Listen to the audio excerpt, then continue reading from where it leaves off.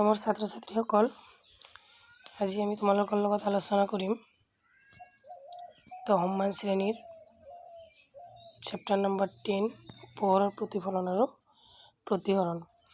ইয়াৰে লেচনটোত যিমান important MCQ আছে আৰু লগতে প্ৰশ্নাৱলীৰ প্ৰশ্নসমূহ মাজৰ প্ৰশ্নসমূহ আটাইবোৰ আজি এটা ভিডিঅ'তে আলোচনা কৰি শেষ কৰিম। গতিকে তোমালোকে ধৈৰ্য আৰু মনোযোগ সহকাৰে ভিডিঅ'টো প্ৰথমৰ পৰা শেষলৈ চাই থাকা। গতিকে চোৱাচোন, প্ৰথমতে আমি ইম্পৰ্টেণ্ট MCQখিনি দি লওঁ, কিয়নো তোমালোকে প্ৰথম ভিডিঅ'টোৰ শেষলৈ চোৱা প্ৰায়ভাগৰে দেখা যায় অলপমান ভিডিঅ' চাই প্ৰথমৰ পৰা চাই শেষলৈ আৰু নাচায়। গতিকে আজি মই এইটো ভিডিঅ'ত প্ৰথমতে ইম্পৰ্টেণ্ট MCQখিনি দি ল'ম। চোৱা, 1 নম্বৰটোত দিয়া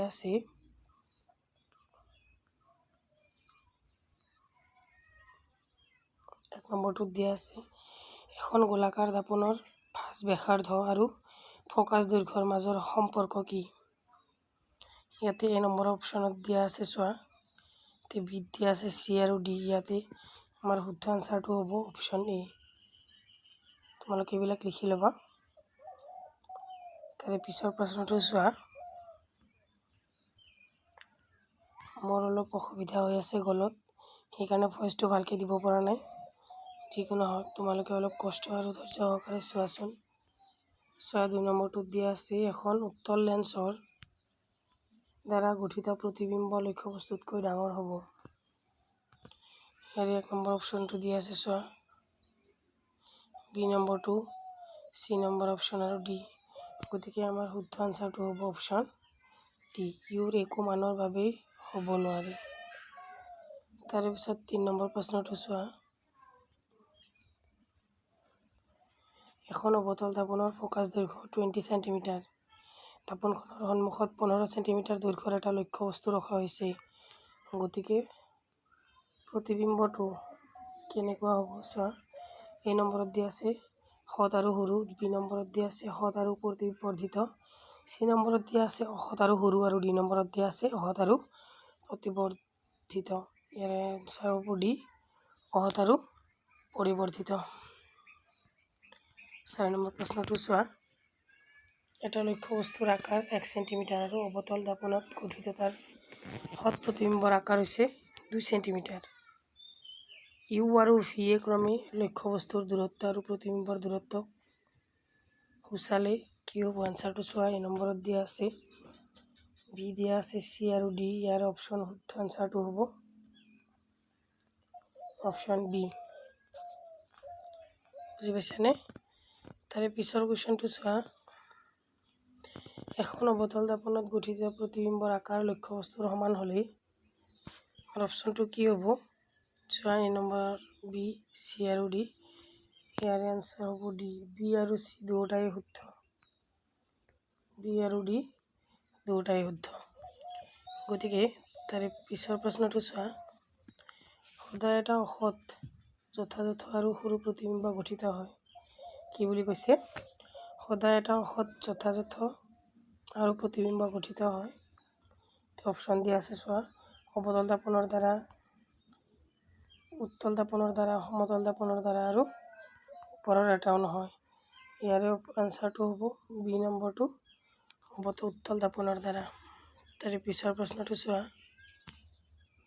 পোহৰৰ বেগ সৰ্বোচ্চ হীৰাত, গ্লাছত, এইটো ইম্পৰ্টেণ্ট কুৱেশ্যন দেই, পানীত আৰু শূন্য স্থানত। এইটো হ'ল D নম্বৰ অপশ্যন, এইটো হৈছে শূন্য স্থানত। এইটো অলপ ইম্পৰ্টেণ্ট কুৱেশ্যন। পোহৰৰ বেগ সৰ্বোচ্চ কিহত? শূন্য স্থানত। তাৰে পিছৰ প্ৰশ্নটো চোৱা, পোহৰ এটা মাধ্যমৰ পৰা আন এটা মাধ্যমলৈ গতি কৰিছে। আপতন কোণ কিমান মানৰ বাবে ৰশ্মিৰ গতিপথ সলনি হ'ব? চোৱা, 0 ডিগ্ৰী, 450 ডিগ্ৰী, 90 ডিগ্ৰী আৰু 60 ডিগ্ৰী। ইয়াৰ এনচাৰটো হ'ব 90 ডিগ্ৰী। তাৰে পিছৰ প্ৰশ্নটো চোৱা, এখন উত্তল লেন্সৰ দ্বাৰা গঠিত প্ৰতিবিম্ব অসৎ, যথাযথ আৰু প্ৰতিবৰ্ধিত। ইয়াৰ অপশ্যনটো ইয়াত দিয়া আছে এটা, অপশ্যন A চোৱা, B চোৱা আৰু C, D চোৱা। ইয়াৰ শুদ্ধ আনচাৰটো হ'ব অপশ্যন D। তাৰে পিছৰ প্ৰশ্নটো চোৱা, এখন অৱতল লেন্সৰ দ্বাৰা গঠিত প্ৰতিবিম্ব, এইটো এটা ইম্পৰ্টেণ্ট কুৱেশ্যন। মনোযোগ দিবা। ইয়াৰে এখন অৱতল লেন্সৰ দ্বাৰা গঠিত প্ৰতিবিম্ব ইয়াতে নম্বৰত দিয়া আছে হত আৰু সৰু, 2 নম্বৰত দিয়া আছে সৰু আৰু পৰিৱৰ্ধিত, চিত দিয়া আছে অহত আৰু সৰু আৰু ডিত দিয়া আছে অহত আৰু পৰিৱৰ্ধিত। ইয়াৰে শুদ্ধ আনচাৰটো হ'ব অপশ্যন বি, হত আৰু পৰিৱৰ্ধিত। তাৰে পিছৰ প্ৰশ্নটো চোৱা। এখন উত্তল লেন্সৰ ফ'কাছ দৈৰ্ঘ্য 20 চেণ্টিমিটাৰ। লেন্সখনৰ সন্মুখত 30 চেণ্টিমিটাৰ দূৰত্বত এটা কি বুলি কৈছে 20 চেণ্টিমিটাৰ ফ'কাছ দৈৰ্ঘ্যৰ লেন্সখনৰ সন্মুখত 30 চেণ্টিমিটাৰ দৈৰ্ঘ্যৰ এটা লক্ষ্যবস্তু ৰখা হৈছে। গঠিত হোৱা প্ৰতিবিম্বটো হত আৰু সৰু, হত আৰু পৰিৱৰ্ধিত আৰু অহত আৰু সৰু, 2 নম্বৰত দিয়া আছে অহত আৰু পৰিৱৰ্ধিত। ইয়াৰ এনচাৰটো হ'ব অপশ্যন চি, অহত আৰু সৰু। তাৰে পিছৰ প্ৰশ্নটো চোৱা। এখন উত্তল লেন্সৰ ফ'কাছ দৈৰ্ঘ্য 15 চেণ্টিমিটাৰ। লেন্সখনৰ সন্মুখত 30 চেণ্টিমিটাৰ দূৰত্বত এটা লক্ষ্যবস্তু ৰখা হৈছে। গঠিত হোৱা প্ৰতিবিম্বটো চোৱা। অপশ্যন এত দিয়া আছে হত আৰু সৰু, বি নম্বৰত দিয়া আছে হত আৰু পৰিৱৰ্ধিত, চি নম্বৰত দিয়া আছে অহত আৰু সৰু, ডি নম্বৰত দিয়া আছে হত আৰু সমান। গতিকে এনচাৰটো হ'ব হত আৰু সমান। তাৰে পিছৰ প্ৰশ্নটো চোৱা। এখন উত্তল লেন্সৰ ফ'কাছ দৈৰ্ঘ্য নিৰ্ণয় কৰিব পাৰি। Important question.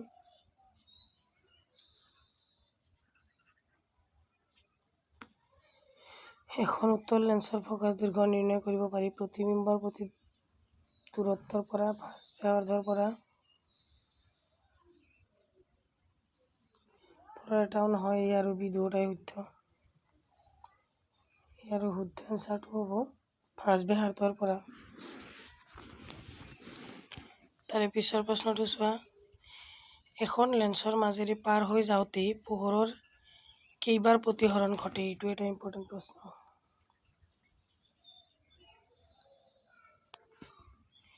একবাৰ, 2 বাৰ, 3 বাৰ আৰু 4 বাৰ। শুদ্ধ আনচাৰটো হ'ব 2 বাৰ। তাৰে পিছৰ প্ৰশ্নটো চোৱা। এইটো ইম্পৰ্টেণ্ট কুৱেশ্যন দেই। উত্তল লেন্সৰ দ্বাৰা গঠিত প্ৰতিবিম্ব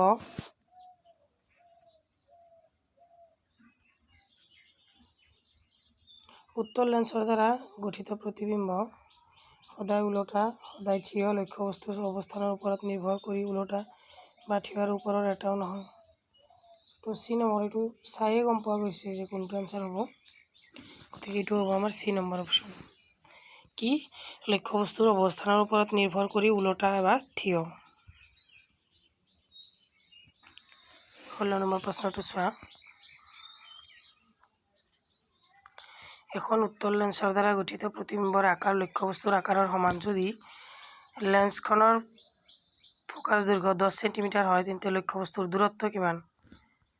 ইয়াতে অপশ্যন এত দিয়া আছে 10 চেণ্টিমিটাৰ, বিত দিয়া আছে 30 চেণ্টিমিটাৰ, চিত দিয়া আছে 50 চেণ্টিমিটাৰ আৰু ডিত দিয়া আছে 40 চেণ্টিমিটাৰ। ইয়াৰ শুদ্ধ এনচাৰটো হ'ব অপশ্যন এ, 10 চেণ্টিমিটাৰ। তাৰে পিছৰ প্ৰশ্নটো চোৱা। এখন লেন্সৰ ক্ষমতা 2 ডায়প্টাৰ। লেন্সখন কি প্ৰকাৰৰ হ'ব? ইয়াতে নম্বৰত দিয়া আছে অৱতল, বি নম্বৰত দিয়া আছে উত্তল, চি নম্বৰত দিয়া আছে এ আৰু বি উভয় শুদ্ধ, ডিত দিয়া আছে এটাও নহয়। ইয়াৰ শুদ্ধ এনচাৰটো হ'ব অপশ্যন এ, অৱতল। তাৰে পিছৰ প্ৰশ্নটো চোৱা।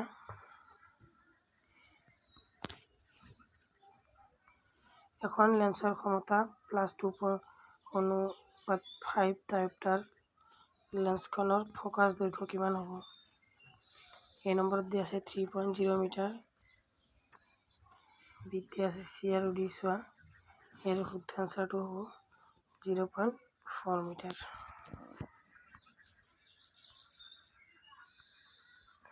তাৰে পিছৰ প্ৰশ্নটো চোৱা। এইটো ইম্পৰ্টেণ্ট কুৱেশ্যন। দাঢ়ি খুৰাবলৈ এখন দাপোন ব্যৱহাৰ কৰা হয়। দাপোনখন কি প্ৰকৃতিৰ?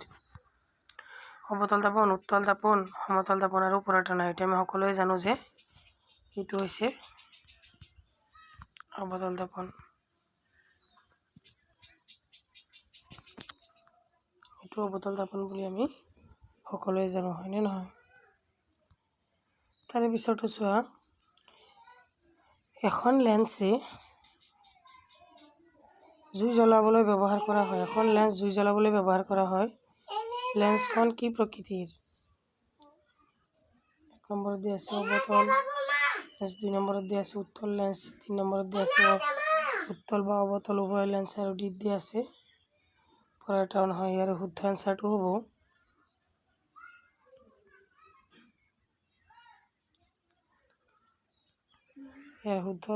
হ'ব বি নম্বৰ, উত্তল লেন্স। তাৰে পিছৰ প্ৰশ্নটো চোৱা, তলত দিয়া কোনটো পদাৰ্থ লেন্স তৈয়াৰ কৰিবলৈ ব্যৱহাৰ কৰিব নোৱাৰি? এটা ইম্পৰ্টেণ্ট প্ৰশ্ন। চোৱা, A নম্বৰত দিয়া আছে পানী, বি নম্বৰত প্লাষ্টিক, চি নম্বৰত কাঁচ আৰু ডি নম্বৰত মেট্ৰিকা। এইটো এনচাৰটো হ'ব ডি নম্বৰ, মেট্ৰিকা। তোমালোকে ভিডিঅ'টো স্কিপ নকৰাকৈ চাবা আৰু যদি ছাবস্ক্ৰাইব কৰা নাই ছাবস্ক্ৰাইব কৰি লোৱা, যাতে যিবিলাক ভিডিঅ' নতুন আহে সকলো আগতে তোমালোকে চাব পাৰা। 22 নম্বৰ প্ৰশ্নটো চোৱা, অৱতল দাপোন এখনেই গঠন কৰা প্ৰতিবিম্বটো অহত, থিয় আৰু লক্ষ্যবস্তুতকৈ ডাঙৰ পোৱা গ'ল। লক্ষ্যবস্তুৰ অৱস্থান ক'ত হ'ব লাগিব? এই নম্বৰত মুখ্য ফ'কাছ আৰু ফাঁচ ব্যাসাৰ্ধৰ মাজত, ফাঁচ কেন্দ্ৰৰ বাহিৰত আৰু দাপোনৰ মেৰু আৰু তাৰ মুখ্য ফ'কাছৰ মাজত। ইয়াৰে অপশ্যনটো হ'ব ডি নম্বৰ, দাপোনৰ মেৰু আৰু তাৰ মুখ্য ফ'কাছৰ মাজত। তাৰে পিছৰ প্ৰশ্নটো চোৱা, লক্ষ্যবস্তুৰ সমান আকাৰৰ হঠ প্ৰতিবিম্ব পাবলৈ হ'লে লক্ষ্যবস্তুটো উত্তল লেন্সৰ সন্মুখত কোন স্থানত ৰাখিব লাগিব? এই নম্বৰত দিয়া আছে লেন্সৰ মুখ্য ফ'কাছত, বি নম্বৰত দিয়া আছে ফ'কাছ দৈৰ্ঘ্যৰ দুগুণ দূৰত্বত, চি নম্বৰত দিয়া আছে অসীমত আৰু ডি নম্বৰত দিয়া আছে লেন্সৰ আলোক কেন্দ্ৰ আৰু মুখ্য ফ'কাছৰ মাজত। ইয়াৰে অপশ্যন বি নম্বৰ হ'ব শুদ্ধ এনচাৰ।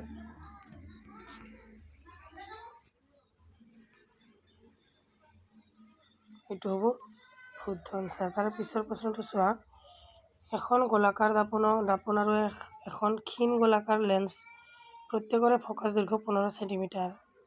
দাপোন আৰু লেন্সৰ প্ৰকৃতি কেনেকুৱা হ'ব পাৰে? এই নম্বৰ, দুয়োখন অৱতল, দুয়োখন উত্তল, দাপোনখন অৱতল, লেন্সখন উত্তল, আকৌ দাপোনখন উত্তল, লেন্সখন অৱতল। ইয়াৰে শুদ্ধ এনচাৰটো হ'ব অপশ্যন এ, দুয়োখন কি অৱতল।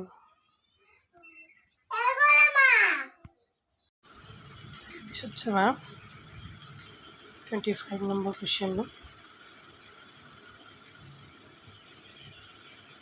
এইটো চোৱা, দাপোন এখনৰ পৰা কিমান দূৰত, দাপোন এখনৰ পৰা যিমানে দূৰত থিয় নোহোৱা লাগে প্ৰতিবিম্বটো সদায় থিয় হয়। দাপোনখন কেনেকুৱা হ'ব পাৰে? কি বুলি কৈছে আৰু এবাৰ চোৱা, দাপোন এখনৰ পৰা যিমানে দূৰত থিয় নহয় কিয় প্ৰতিবিম্বটো থিয় হয়। দাপোনখন কেনেকুৱা হ'ব পাৰে? ইয়াতে 1 নম্বৰ অপশ্যনটোত দিয়া আছে সমতল, অৱতল, চিত দিয়া আছে উত্তল আৰু ডিত দিয়া আছে হয় সমতল নতুবা উত্তল। গতিকে আমাৰ শুদ্ধ এনচাৰটো হ'ব এনচাৰ ডি, অপশ্যন ডি। তাৰে পিছৰ প্ৰশ্নটো চোৱা, অভিধানত থকা সৰু সৰু আখৰবোৰ পঢ়িবলৈ তুমি কেনেধৰণৰ লেন্স ব্যৱহাৰ কৰিবলৈ বিচাৰিবা? 1 নম্বৰটোত দিয়া আছে 50 চেণ্টিমিটাৰ ফ'কাছ দৈৰ্ঘ্যৰ উত্তল লেন্স, বি অপশ্যনত দিয়া আছে 5 চেণ্টিমিটাৰ ফ'কাছ দৈৰ্ঘ্যৰ অৱতল লেন্স, চিত দিয়া আছে 5 চেণ্টিমিটাৰ ফ'কাছ দৈৰ্ঘ্যৰ উত্তল লেন্স আৰু ডিত দিয়া আছে 5 চেণ্টিমিটাৰ ফ'কাছ দৈৰ্ঘ্যৰ অৱতল লেন্স। ইয়াৰে শুদ্ধ এনচাৰটো হ'ব অপশ্যন চি, 5 চেণ্টিমিটাৰ ফ'কাছ দৈৰ্ঘ্যৰ উত্তল লেন্স। গতিকে চোৱা তাৰে পিছৰ প্ৰশ্নটো, কোনো পৃষ্ঠত পোহৰ পৰিলে উভতি আহিলে তাক পোহৰ হিচাপে জনা যায়। এইটো কি প্ৰতিসৰণ, ঘূৰ্ণন, প্ৰতিফলন বা প্ৰত্যাৱৰ্তন? এইটো প্ৰতিফলন, এইটো সকলোৱে জানো নহয়নে? এইটো হ'ব প্ৰতিফলন। তাৰে পিছৰ প্ৰশ্নটো চাবা, এইটো এটা ইম্পৰ্টেণ্ট প্ৰশ্ন, ইম্পৰ্টেণ্ট MCQ, যে প্ৰতিফলনৰ সূত্ৰ কেইটা? ইয়াতে এই অপশ্যনত দিছে এটা, বিত দিছে দুটা, চিত দিছে তিনিটা আৰু ডিত দিছে চাৰিটা। প্ৰতিফলনৰ সূত্ৰ দুটা বুলি আমি সকলোৱে জানো হয়নে? তাৰে পিছৰ প্ৰশ্নটো চোৱা, আপতিত ৰশ্মি আৰু অভিলম্বৰ মাজত থকা কোণক কি বোলে? এটা হৈছে প্ৰতিফলন কোণ, অভিলম্ব, আপতন কোণ আৰু ওপৰৰ এটাও নহয়। এইটো চি নম্বৰ অপশ্যন, ওপৰৰ এটাও নহয়। চি নম্বৰ অপশ্যন আপতন কোণ। অপশ্যন চি নম্বৰ শুদ্ধ আমাৰ। তাৰে পিছত 30 নম্বৰ MCQটো চোৱা, প্ৰতিফলন সূত্ৰ অনুসৰণ আপতন কোণ কেনেকৈ প্ৰতিফলন কোণৰ সৈতে সম্পৰ্কযুক্ত হয়? অপশ্যন এত দিয়া আছে, আপতন কোণ হ'ল প্ৰতিফলন কোণৰ তুলনাত ডাঙৰ। কি বুলি কৈছে চোৱা, আপতন কোণ প্ৰতিফলন কোণৰ তুলনাত কি বুলি কৈছে? ডাঙৰ। 2 নম্বৰ অপশ্যনত দিছে, আপতন কোণ হ'ল প্ৰতিফলন কোণৰ তুলনাত সৰু। আৰু চি নম্বৰ অপশ্যনত দিয়া আছে চোৱা, আপতন কোণ হ'ল প্ৰতিফলন কোণৰ তুলনাত সমান আৰু ওপৰত নহয়। গতিকে আমি তাতে গম পালোঁ যে এনচাৰ চি নম্বৰটো শুদ্ধ হ'ব, কিয়নো আপতন কোণ হ'ল প্ৰতিফলন কোণৰ তুলনাত কি? সমান। তাৰে পিছৰ প্ৰশ্নটো চোৱা, এইটো আমি প্ৰশ্নাৱলীৰ প্ৰশ্ন। তোমালোকে এটা কথা গুৰুত্ব দিবা যে মই একফালৰ পৰা প্ৰথমতে MCQ লৈছোঁ, তাৰপিছতে প্ৰশ্নাৱলী আৰু পাঠত থকা ভিতৰুৱা প্ৰশ্ন একেলগে মই ইয়াতে ডিছকাছ কৰি যাম। তোমালোকে এফালৰ পৰা ভিডিঅ'টো চাই এইখিনি লিখি ল'লেই হ'ল। এইখিনিয়ে যিখিনি বৰ ইম্পৰ্টেণ্ট সেইখিনিহে মই যুগুত কৰিছোঁ, বাকী যিখিনি অলাগতিয়াল সেইখিনি মই ৰখা নাই। গতিকে তোমালোকে গোটেইখিনি ভিডিঅ'ৰ পৰা লিখি ল'বা। ইয়াতে চোৱা 1 নম্বৰ প্ৰশ্নটো চোৱা, প্ৰশ্নত আহিছোঁ এতিয়া, অৱতল দাপনৰ মুখ্য ফ'কাছৰ সংজ্ঞা দিয়া। ইয়াতে কি বুলি দিছে? অৱতল দাপনৰ মুখ্য ফ'কাছৰ সংজ্ঞা। ইয়াতে অৱতল দাপনৰ প্ৰধান অক্ষৰ সমান্তৰালকৈ আপতিত পোহৰ ৰশ্মি দাপনখনৰ পৰা প্ৰতিফলিত হৈ মুখ্য অক্ষৰ যি বিন্দুত অভিসাৰী হয় সেই বিন্দুকে কি বুলি কয়? অৱতল দাপনৰ মুখ্য ফ'কাছ বুলি কোৱা হয়। আকৌ এবাৰ দিছোঁ, অৱতল দাপনৰ প্ৰধান অক্ষৰ সমান্তৰালকৈ আপতিত হোৱা ৰশ্মি দাপনখনৰ পৰা প্ৰতিফলিত হৈ মুখ্য অক্ষৰ যি বিন্দুত অভিসাৰী হয় সেই বিন্দুকে অৱতল দাপনৰ মুখ্য ফ'কাছ বুলি। ইয়াতে চোৱা, অংকন কৰি দি দিছোঁ, তোমালোকে ধুনীয়াকৈ আঁকি ল'বা। এইটো অৱতল দাপনৰ মুখ্য ফ'কাছ কেনেকৈ হয় এইটো মই চিত্ৰ আঁকি দেখাই দিছোঁ। তাৰে পিছৰ প্ৰশ্নটো চাবা, যে গোলাকাৰ দাপন এখনৰ ভাঁজ ব্যাসাৰ্ধ 20 চেণ্টিমিটাৰ, ইয়াৰ ফ'কাছ দৈৰ্ঘ্য কিমান হ'ব? ইয়াতে কি বুলি কৈছে যে গোলাকাৰ দাপন এখনৰ ভাঁজ ব্যাসাৰ্ধ কিমান বুলি কৈছে? 20 চেণ্টিমিটাৰ। গতিকে ইয়াৰ ফ'কাছ দৈৰ্ঘ্য কিমান হ'ব? ইয়াতে মই ধুনীয়াকৈ কৰি দিছোঁ, চোৱা, ধুনীয়াকৈ দেখাই দিছোঁ। ইয়াতে তোমালোকে ধুনীয়াকৈ এইখিনি সমাধান কৰি ল'বা। ইয়াতে 2 দি 20ক কাটিছে। গতিকে 3 নম্বৰ প্ৰশ্নটো চোৱা, এখন দাপনৰ নাম কোৱা যিখনে থিয় আৰু বিবৰ্ধিত প্ৰতিবিম্ব গঠন কৰে।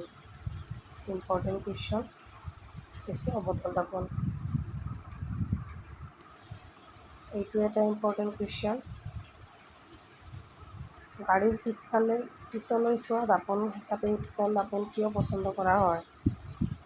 উত্তল দাপনে লক্ষ্যবস্তুৰ যিকোনো অৱস্থানৰ বাবে সদায় অসৎ আৰু সৰু আৰু যথাযথ প্ৰতিবিম্ব গঠন কৰে। গতিকে গাড়ীৰ পিছফালে চোৱা দাপন হিচাপে উত্তল দাপন পছন্দ কৰা হয়। প্ৰশ্নাৱলী প্ৰশ্ন চোৱা। 32 চেণ্টিমিটাৰ ভাঁজবেহাৰৰ উত্তল দাপোন এখনৰ প্ৰকাশ দৈৰ্ঘ্য নিৰ্ণয় কৰা। আগতে এটা কৰিলোঁ হয়নে? ঠিক তেনেকৈ এইটো একে হয়। তোমালোকে ইয়াৰ পৰা লিখি ল'বা।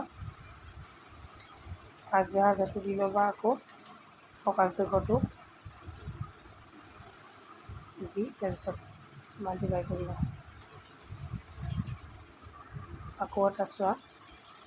অৱতল দাপোন এখনে ইয়াৰ সন্মুখত 10 চেণ্টিমিটাৰ দূৰত্বত ৰখা বস্তু এটাৰ 3 গুণে বিবৰ্ধিত হ্ৰদ প্ৰতিবিম্ব গঠন কৰে। প্ৰতিবিম্বটোৰ অৱস্থান কি হয়? যিহেতু দাপোনখন অৱতল, সেয়ে ইয়াতে মই ধুনীয়াকৈ লিখি দিছোঁ চোৱা। দাপোনৰ সূত্ৰমতে এইটো লিখিব লাগিব। আনহাতে এইটোও লিখিব পাৰা।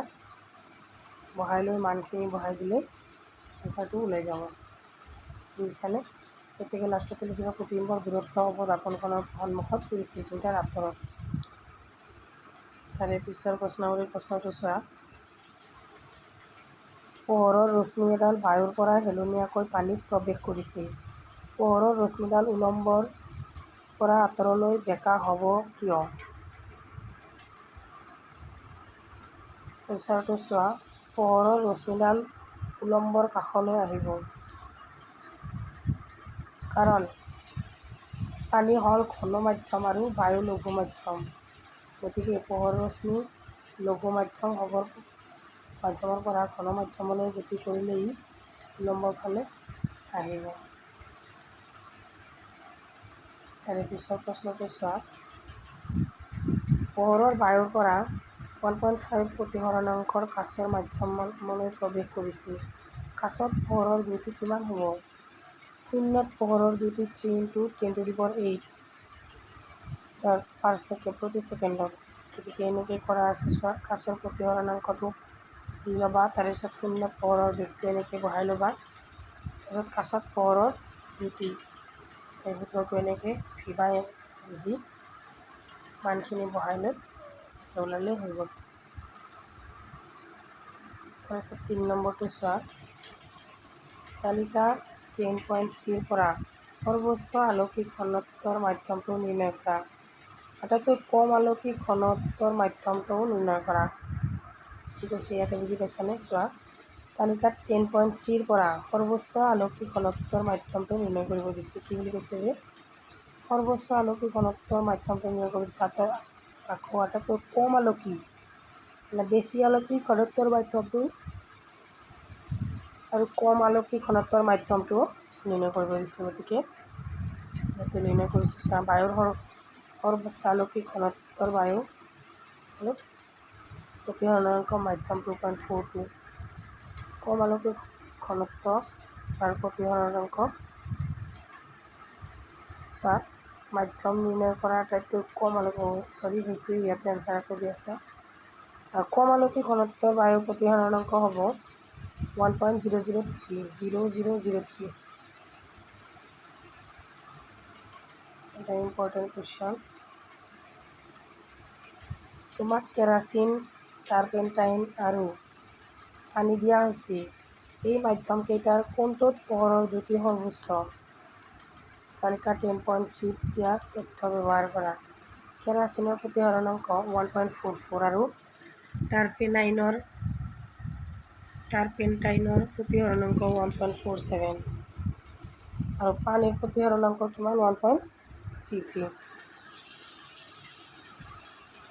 গতিকে আমি জানো যে কম প্ৰতিসৰণাংক বিশিষ্ট মাধ্যমত পোহৰৰ বেগ বেছি হয়। গতিকে পানীত পোহৰৰ দ্ৰুতি সৰ্বোচ্চ। এইটো মনত ৰাখিবা। পানীত পোহৰৰ বেগ কি? সৰ্বোচ্চ দ্ৰুতি। Important question. হীৰাৰ প্ৰতিসৰণাংক 2.42, এই উক্তিটোৰ অৰ্থ কি? আমি জানো যে মাধ্যমত পোহৰৰ প্ৰতিসৰণাংক এনেকৈ বায়ুত পোহৰৰ দ্ৰুতি বা মাধ্যমত পোহৰৰ দ্ৰুতি। গতিকে হীৰাত পোহৰৰ দ্ৰুতি কিমান? ইয়াতো এনেকৈ বায়ুত পোহৰৰ দ্ৰুতি বা হীৰাৰ প্ৰতিসৰণাংক মানখিনি বহাই লৈ এতিয়া লাষ্টত এনেকৈ লিখি দিবা যে এই উক্তিৰ অৰ্থ হ'ল যে বায়ুত হীৰাৰ পোহৰৰ দ্ৰুতি কম হ'ব। তাৰে পিছৰ প্ৰশ্নটো চোৱা।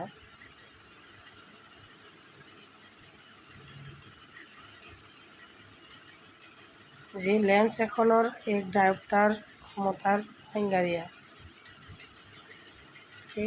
এনেকৈ দিয়া আছে চোৱা ইয়াতে ডায়োপ্টাৰ বোলা হয় অৰ্থাৎ ইয়াতে এটা ইম্পৰ্টেণ্ট MCQ হ'ব পাৰে যে SI একক ক্ষমতাৰ SI একক কি, এনেকৈ এইখিনি এইটো কৰা আছে। তাৰে পিছত প্ৰশ্নটোলৈ আহা। চোৱা উত্তৰ লেন্স এখনে বেজি এটাৰ সৎ আৰু ওলোটা প্ৰতিবিম্ব তাৰ পৰা 50 চেণ্টিমিটাৰ দূৰত্বত গঠন কৰে। কি বুলি কৈছে চোৱা, উত্তৰ লেন্স এখনে বেজি এটাৰ সৎ আৰু ওলোটা প্ৰতিবিম্ব তাৰ পৰা 50 চেণ্টিমিটাৰ দূৰত্বত গঠন কৰে। যদি প্ৰতিবিম্বৰ আকাৰ লক্ষ্যবস্তুৰ আকাৰৰ সমান হয় তেতিয়া লক্ষ্যবস্তুটো উত্তৰ লেন্সৰ সন্মুখত ক'ত ৰখা হৈছিল নিৰ্ণয় কৰা। ধুনীয়াকৈ কৰি দিছোঁ চোৱা।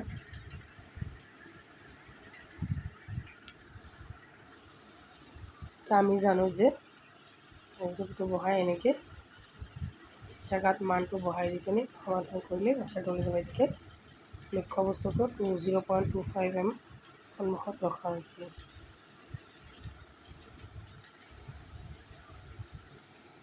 3 নম্বৰ আনচাৰটো MCQটো 3 নম্বৰ কুৱেশ্যনটো যে ফকাছ দৈৰ্ঘ্যৰ অৱতল লেন্স এখনৰ ক্ষমতা নিৰ্ণয় কৰিব দিছে। ইয়াতে এনেকৈ দিয়া আছে কি সেইটো আমি লিখি ল'ম। অৱতল লেন্সৰ ক্ষমতা আমি লিখি ল'ম, লিখি লৈ কিনে মানখিনি বহাই দি সমাধান কৰিলে হৈ গ'ল। তাৰপিছত তলত দিয়া কোনটো পদাৰ্থ লেন্স তৈয়াৰ কৰিবলৈ ব্যৱহাৰ কৰিব নোৱাৰি।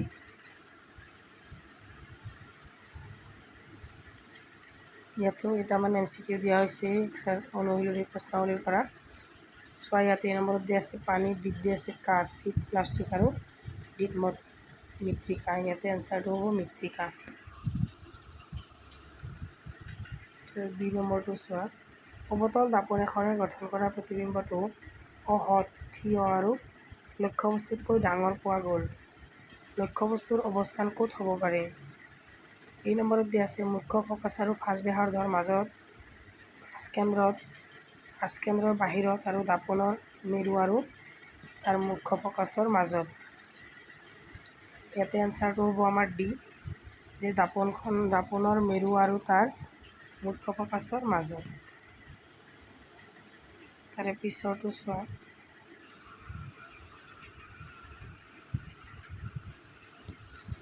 তাৰে পিছৰটো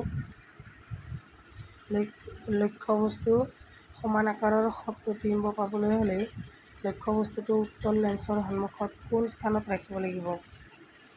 এনচাৰটো হ'ব লেন্সৰ মুখ্য ফকাছত ফকাছ দৈৰ্ঘ্যৰ দুগুণ দূৰত্বত অসীমত আৰু লেন্সৰ আলোক কেন্দ্ৰ আৰু মুখ্য ফকাছৰ মাজত। ইয়াৰে এনচাৰটো হ'ব অপশ্যন বি, ফকাছ দৈৰ্ঘ্যৰ দুগুণ দূৰত্বত। তাৰপিছত চোৱা পিছৰ অপশ্যনটো চোৱা, এখন গোলাকাৰ দাপোন আৰু এখন ক্ষীণ গোলাকাৰ লেন্স প্ৰত্যেকৰে ফকাছ দৈৰ্ঘ্য -50 cm। দাপোন আৰু লেন্সৰ প্ৰকৃতি কেনেকুৱা হ'ব পাৰে। ইয়াতে অপশ্যনত এ দিয়া আছে দুয়োখন অৱতল, দুয়োখন উত্তল, দাপোনখন অৱতল লেন্সখন উত্তল আৰু দাপোনখন উত্তল আৰু লেন্সখন অৱতল। ইয়াৰে শুদ্ধ অঞ্চলটো এইটোৱে হ'ব যে দাপোনখন উত্তল আৰু লেন্সখন অৱতল। তাৰে পিছত চোৱা, দাপোন এখনৰ পৰা যিমান দূৰত থিয় নোহোৱা লাগে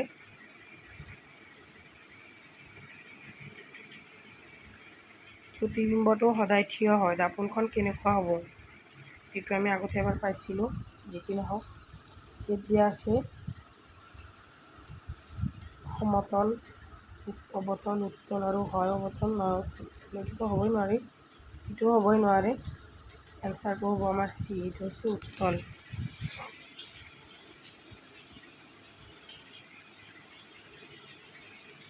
তাৰপিছত চোৱা, অভিধানত থকা সৰু সৰু আখৰবোৰ পঢ়িবলৈ তুমি কেনেধৰণৰ লেন্স ব্যৱহাৰ কৰিবলৈ বিচাৰিবা? হৈছে এনচাৰ চি 5 সেন্টিমিটাৰ ফ'কাছ দৈৰ্ঘ্যৰ উত্তল লেন্স।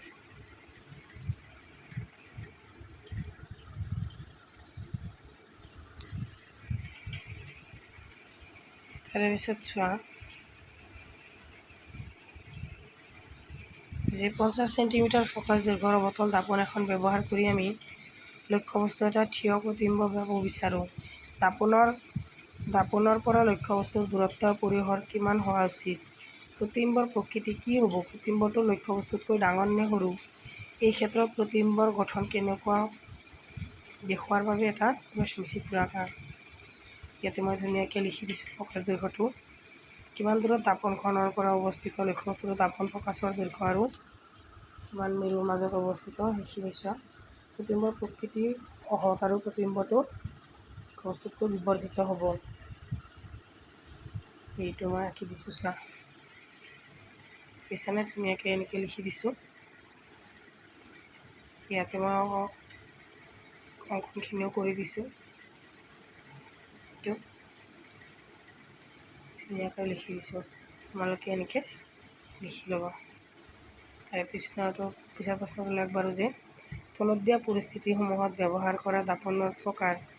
গাড়ীৰ হেলমেট, অৱতল দাপোন ব্যৱহাৰ কৰা হয়। 2 নম্বৰ, গাড়ীৰ পিছফালে চোৱা দাপোন উত্তল দাপোন ব্যৱহাৰ কৰা হয়। এইটো ইম্পৰ্টেণ্ট, আকৌ এইটো ইম্পৰ্টেণ্ট। ইয়াৰ পৰা পৰীক্ষাত এটা আহিব। তাৰপিছত সৌৰ ভাটি, ইয়াতে সৌৰ ভাটিৰ প্ৰতিফলক হিচাপে অৱতল দাপোন ব্যৱহাৰ কৰা হয়। তাৰপিছত উত্তল লেন্স এখনৰ অৰ্ধাংশ ক'লা কাগজেৰে ঢাকি দিয়া হ'ল। এই লেন্সখনে বস্তু এটাৰ সম্পূৰ্ণ প্ৰতিবিম্ব গঠন কৰিবলৈ এনচাৰত চোৱা। এখন উত্তল লেন্সৰ অৰ্ধাংশ ক'লা কাগজেৰে ঢাকি দিয়া হ'ল, তেতিয়া এই লেন্সখনে বস্তু এটাৰ সম্পূৰ্ণ প্ৰতিবিম্ব গঠন নকৰে। বাকী অংশ এটাতহে বস্তুৰ পূৰ্ণ প্ৰতিবিম্ব গঠন কৰে। গতিকে ক'লা কাগজেৰে ঢাকি দিলে প্ৰতিবিম্ব উজ্জ্বলতা হ্ৰাস পাই আহে। 10 নম্বৰ কুৱেশ্যনটো চোৱা। 5 সেন্টিমিটাৰ দৈৰ্ঘ্যৰ বস্তু এটা 10 সেন্টিমিটাৰ ফ'কাছ দৈৰ্ঘ্যৰ অভিসাৰী লেন্স এখনৰ পৰা 25 সেন্টিমিটাৰ দূৰত্বত ৰখা হ'ল। ইয়াৰ ৰশ্মিচিত্ৰ আঁকা আৰু গঠিত প্ৰতিবিম্বৰ অৱস্থান আকাৰ প্ৰকৃতি নিৰ্ণয় কৰিব দিছে। এইটো এটা ইম্পৰ্টেণ্ট কুৱেশ্যন। এইটো বহুতকেইটা কুৱেশ্যন লুকাই আছে ইয়াতে। গতিকে আচোন আমি চিত্ৰটো আঁকি লওঁ। চিত্ৰটো তোমালোকে প্ৰথমতে আঁকি ল'বা, তাৰপিছত অংকনখিনি লিখিবা যে ৰশ্মিচিত্ৰ আমাৰ লেন্সে গঠন কৰা প্ৰতিবিম্ব অৱস্থান আকাৰ আৰু প্ৰকৃতি নিৰ্ণয় কৰাত সহায় কৰে। তাৰপিছত 11 নম্বৰ প্ৰশ্নটো চাবা। 15 সেন্টিমিটাৰ ফ'কাছ দৈৰ্ঘ্যৰ অৱতল লেন্স এখনে 10 সেন্টিমিটাৰ দূৰত্বত প্ৰতিবিম্ব এটা গঠন কৰে। লক্ষ্যবস্তু লেন্সৰ পৰা কিমান দূৰত আছে ৰশ্মিটো চিত্ৰ অংকন কৰা। এইটো একেই চোৱা। এনেকৈ প্ৰথমতে মই কি দিয়া আছে লিখি লৈছোঁ, কি দিয়া নাই সেইটো মই হোৱাটছএপ মেনশ্যন কৰি দিছোঁ। তাৰপিছত ইয়াতে ধুনীয়াকৈ গণিতখিনি কৰি দিছোঁ। তাৰপিছত এইটো চিত্ৰটো ইমান স্পষ্ট হোৱা নাই, তথাপিও তোমালোকে বুজি পাবা। ভালকৈ বুজি পোৱাকৈ দিছোঁ এইটো। তাৰপিছত 12 নম্বৰ প্ৰশ্নটো চাবা। 15 সেন্টিমিটাৰ ফ'কাছ দৈৰ্ঘ্যৰ উত্তল লেন্স এখনৰ পৰা 10 সেন্টিমিটাৰ দূৰত থকা বস্তু এটা ৰখা হ'ল। প্ৰতিবিম্বৰ অৱস্থা আৰু প্ৰকৃতি নিৰ্ণয় কৰিব দিছে। এইবাৰ এনেকৈ কি দিয়া আছে মই দি থৈছোঁ। তাৰপিছত এনে ধুনীয়াকৈ সূত্ৰ আকাৰত লিখি লৈছোঁ। তাৰপিছত এনেকৈ শেষত লিখি দিছোঁ প্ৰতিবিম্ব অক্ষত আৰু দাপোনৰ পিছফালে 6 সেন্টিমিটাৰ দূৰত্বত অৱস্থিত। তাৰপিছত প্ৰশ্নটো চোৱা। সমতল দাপোনে +1 বিবৰ্ধন দিয়ে। ইয়াৰ অৰ্থ কি? ইয়াৰ অৰ্থ এনেকৈ চোৱা, এনচাৰটো দি দিছোঁ মই। তাৰপিছত প্ৰশ্নটো চোৱা। 30 সেন্টিমিটাৰ ভাঁজ ব্যাসাৰ্ধৰ উত্তল দাপোন এখনৰ সন্মুখত 20 সেন্টিমিটাৰ দূৰত্বত 5 সেন্টিমিটাৰ দৈৰ্ঘ্যৰ এটা বস্তু এটা ৰখা হ'ল। প্ৰতিবিম্বৰ অৱস্থান আৰু ইয়াৰ প্ৰকৃতি আৰু আকাৰ নিৰ্ণয় কৰা। গতিকে চেম আগৰটোৰ নিচিনাই এনেকৈ চোৱা। এইবিলাক আৰু কৈ থকা বস্তু নহয়, মই ধুনীয়াকৈ লিখি দিছোঁ, তোমালোকে লিখি ল'লেই হ'ল। 15 নম্বৰটো চোৱা। 18 চেণ্টিমিটাৰ প্ৰকাশ দৈৰ্ঘ্যৰ অৱতল দাপোন এখনৰ সন্মুখত 27 চেণ্টিমিটাৰ দৈৰ্ঘ্যৰ 7 চেণ্টিমিটাৰ আকাৰৰ বস্তু এটা ৰখা হৈছে। দাপোনখনৰ পৰা কিমান দূৰত্বত পৰ্দা এখন ৰাখিলে তাত স্পষ্টকৈ গঠন কৰা প্ৰতিবিম্ব এটা পোৱা যাব। প্ৰতিবিম্বৰ আকাৰ আৰু প্ৰকৃতি নিৰ্ণয় কৰা। ইয়াতে ধুনীয়াকৈ দিয়া আছে, আপোনালোকে লিখি ল'ব, একেবাৰে সহজ। লাষ্টতে লিখিবা গতিকে প্ৰতিবিম্ব সৎ, ওলোটা আৰু পৰিৱৰ্ধিত হ'ব। 16 নম্বৰ প্ৰশ্নটো চোৱা। 2.0 ৱাট ক্ষমতাৰ লেন্স এখন প্ৰকাশ দৈৰ্ঘ্য কিমান? লেন্সৰ প্ৰকৃতি কেনেকুৱা? লেন্সখন অৱতল। 17 নম্বৰটো চোৱা। ডাক্তৰ এজনে বিধান দিয়া সংশোধনমূলক লেন্সৰ ক্ষমতা দিয়া আছে ধুনীয়াকৈ। লেন্সখনৰ প্ৰকাশ দৈৰ্ঘ্য নিৰ্ণয় কৰিব দিছে আৰু লেন্সখন অভিহাৰী নে অপহাৰী সেইটো উল্লেখ কৰিব দিছে। গতিকে আমি গণিতটো কৰি কেনে সকলো যে লেন্সখন উত্তল লেন্স অৰ্থাৎ অভিহাৰী। গতিকে আজি আমাৰ ইমানতে সামৰিছোঁ। নেক্সট ভিডিঅ'টো আকৌ কাইলৈ লৈ আহিম। তোমালোকে ভিডিঅ'টো স্কিপ নকৰাকৈ ধৈৰ্য সহকাৰে প্ৰথমৰ পৰা শেষলৈ চাবা বুলি আশা কৰিছোঁ। আৰু যদি কিবা অসুবিধা হৈছে মোক কমেণ্ট ছেকশ্যনত জনাবা। Thank you so' much.